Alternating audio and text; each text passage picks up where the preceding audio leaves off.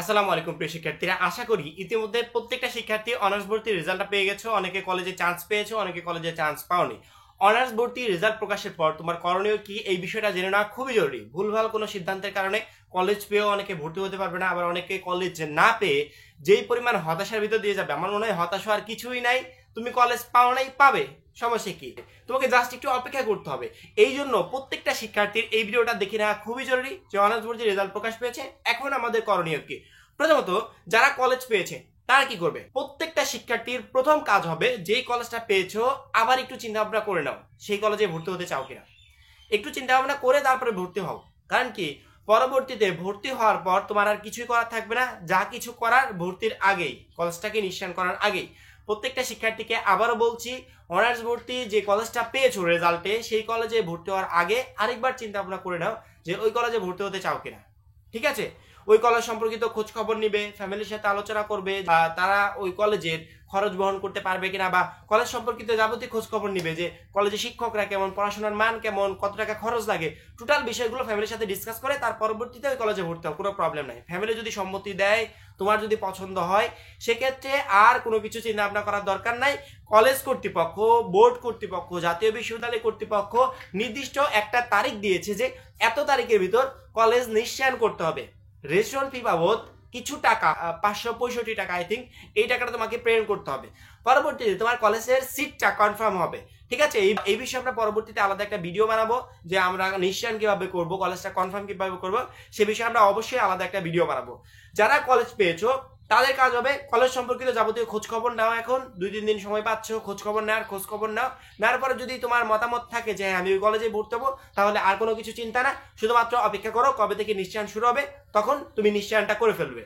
করার পরবর্তীতে তোমার যে গুরুত্বপূর্ণ ডকুমেন্টস গুলোর প্রয়োজন হবে, যে ডকুমেন্টস নিয়ে আমরা কিন্তু অলরেডি ভিডিও আপলোড করেছি, তুমি জাস্ট সার্চ দিবে যে অনার্স ভর্তি হতে কি কি কাগজপত্র প্রয়োজন, সে বিষয়ে কিন্তু অনেকেই ভিডিও আপলোড করেছে। আমাদের ভিডিও আছে, ভিডিওগুলো দেখে নিও। যে যে কাগজপত্রগুলো প্রয়োজন সেই কাগজপত্রগুলো ম্যানেজ করে আলাদা একটা ফাইল করে রেখে দাও।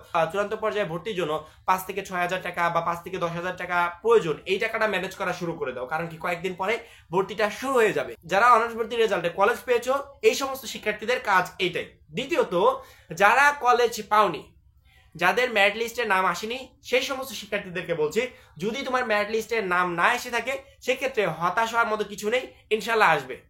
আমরা যে প্রথমবার আবেদন করেছিলাম, তোমাকে কিছুই করতে হবে না। প্রথমবার যে আবেদন করেছো, এই আবেদনের 2টা রেজাল্ট প্রকাশ পাবে। একটা হচ্ছে ফার্স্ট মেরিট লিস্ট, যেটা 18 মার্চে প্রকাশ পেয়েছে, আর একটা হচ্ছে সেকেন্ড মেরিট লিস্ট, যেটা ডেটটা আমরা এখনো জানি না। শিক্ষা বোর্ড শীঘ্রই সেই ডেটটা জানিয়ে দিবে যে অমুক তারিখে দ্বিতীয় মেরিট লিস্টের রেজাল্টটা প্রকাশ পাবে।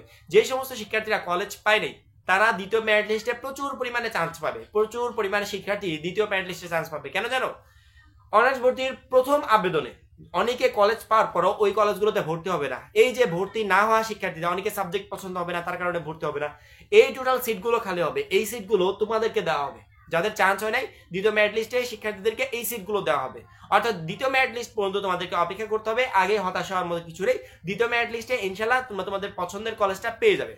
দ্বিতীয় মেরিট লিস্টেও যদি পছন্দের কলেজ না আসে বা কোনো কলেজই না আসে, সেক্ষেত্রে প্রথম রিলিজ স্লিপে 5টা কলেজ আবেদনের সুযোগ পাবে। 5টা কলেজে তুমি সাবজেক্ট চয়েস দিতে পারবে। সেই কলেজগুলোতে আবেদন করে তার পরবর্তীতে ইনশাল্লাহ তুমি তোমার পছন্দের কলেজটা পেয়ে যাবে। অর্থাৎ প্রত্যেকটা শিক্ষার্থীকে বলছি, যারা কলেজ পাও নাই তাদেরকে বলছি যে এমনটা ভাবার দরকার নেই যে তুমি কলেজ পাবে না।